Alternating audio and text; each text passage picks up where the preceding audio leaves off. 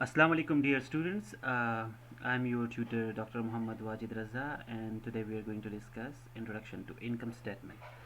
تیر شوي لیکچر کې مونږ خبره کړې وه په فاینانشل سټیټمنټس او د هغې په امپورټنس باره کې. نن مونږ خبره کوو په انکم سټیټمنټ باره کې. د خبرې شروع کول نه مخکې د یو څو سوالونو ذکر ډېر ضروري دی.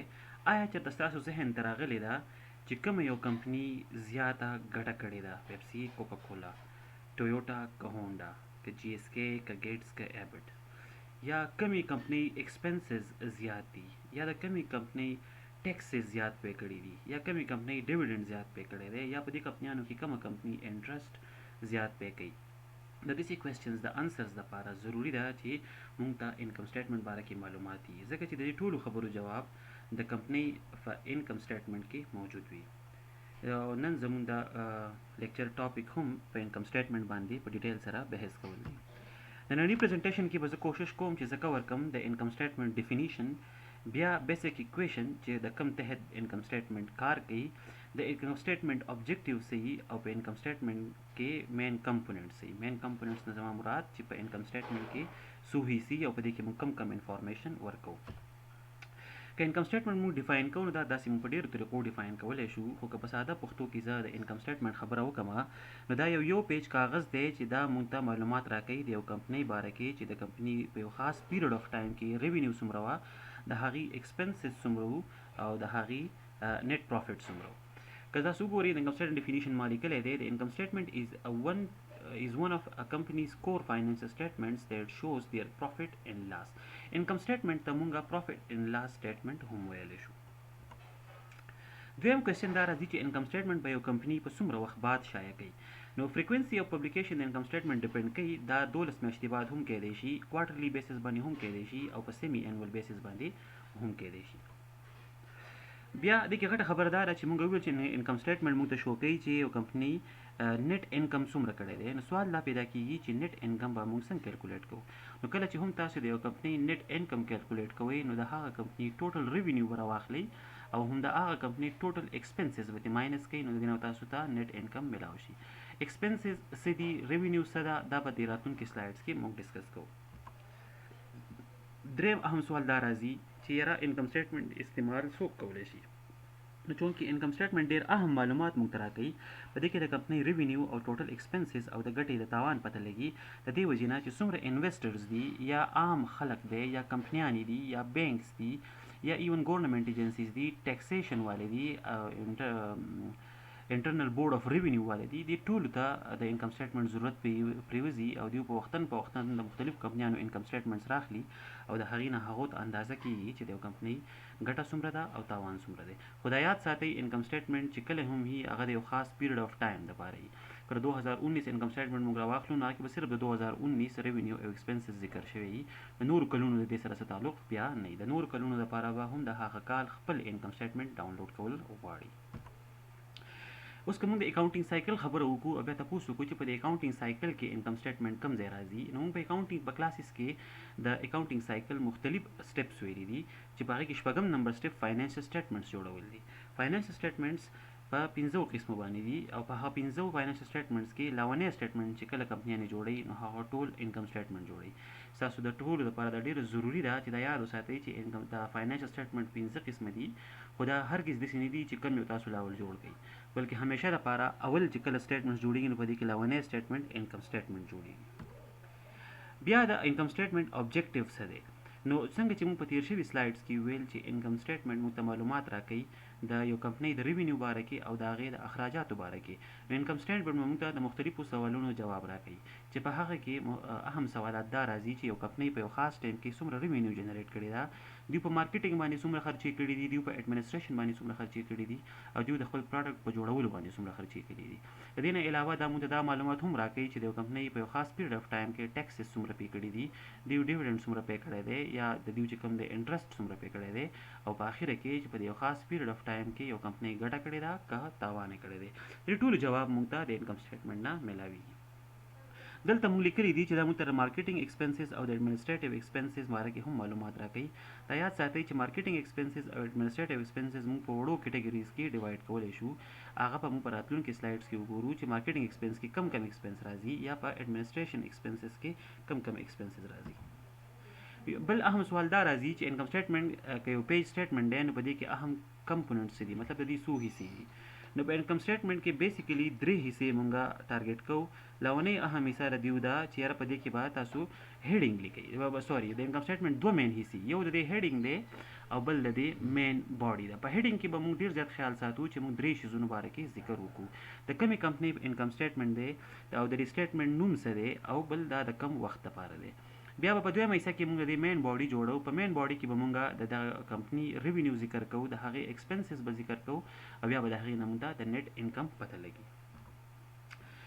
دا مونږ چې وایو چې یاره مین کمپوننټس دي، په دې شوي سلایډ کې مونږ ویل چې په دې مین باډي او انکم سټیټمنټ کې به زموږ سره ریونیو وي او ایکسپنسز به وي. اوس ریونیو چې کوم دا د مختلف سورسز کېدی شي. تاسو په دې سلایډ کې لیدلی شئ چې یاره دا د مختلف سورسز نه یو کمپنۍ خپل ریونیو جنریټ کولی شي.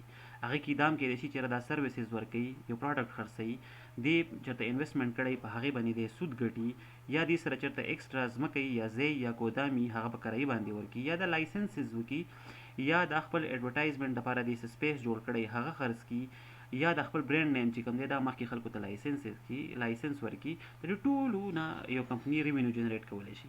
دا خبره ضروري ده چې موږ ته پته ولګي چې ضروري نه ده چې د هرې کمپنۍ دا ټول ریونیو سورسز دي.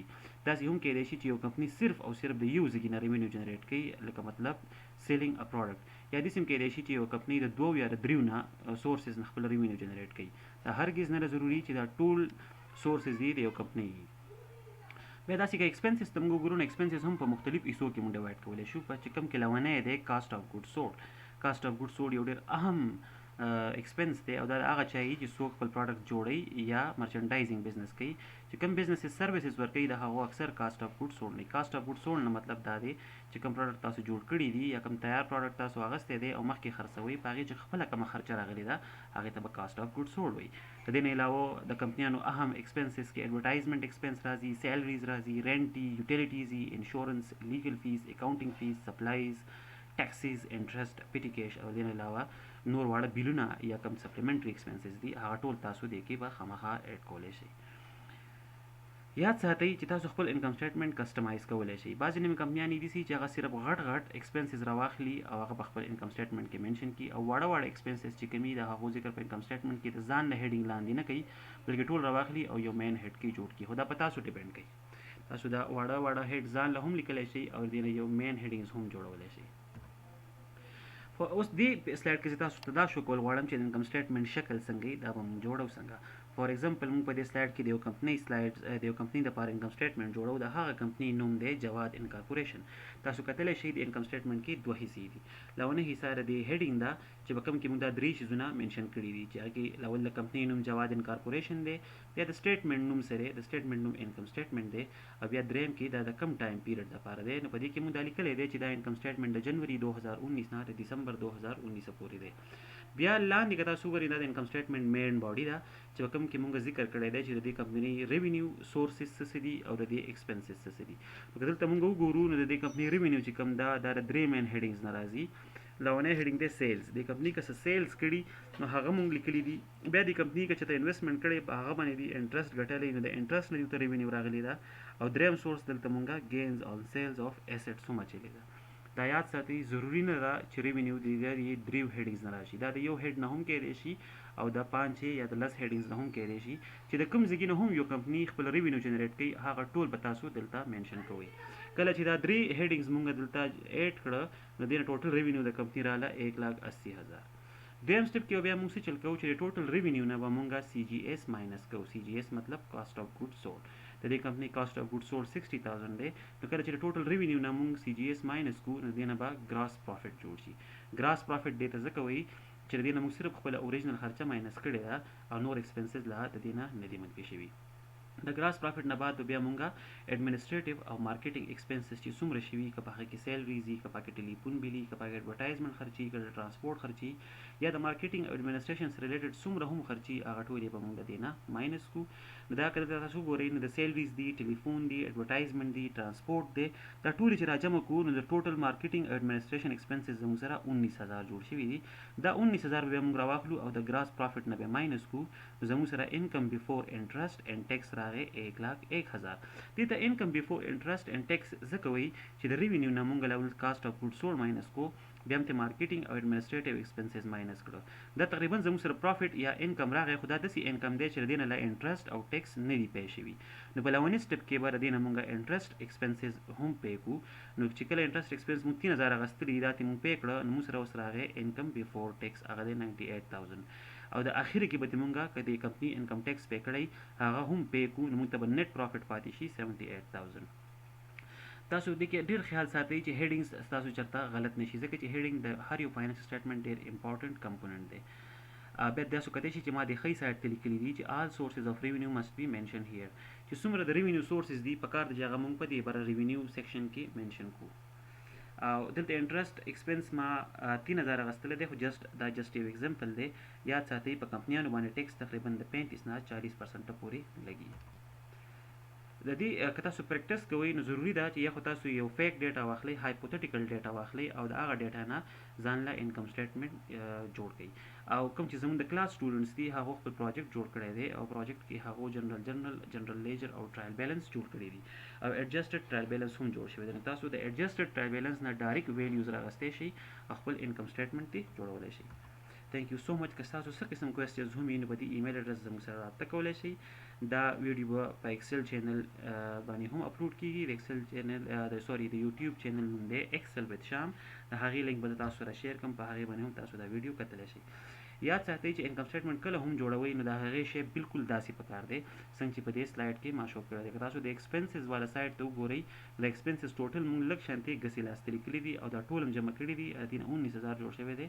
صرف هغه 19000 مونږ د برنو فګر سره لاندې لیکلی دی.